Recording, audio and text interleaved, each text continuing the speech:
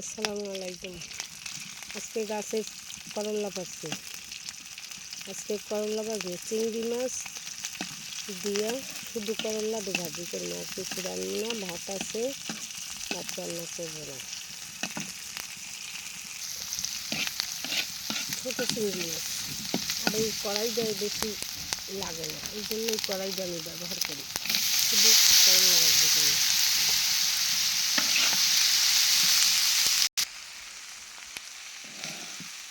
করল্লা তেলের উপরে ভাজলে একদম লাল লাল করে ভাজতে হবে, তাহলে আমার করলাটা খুব মজা লাগে খেতে।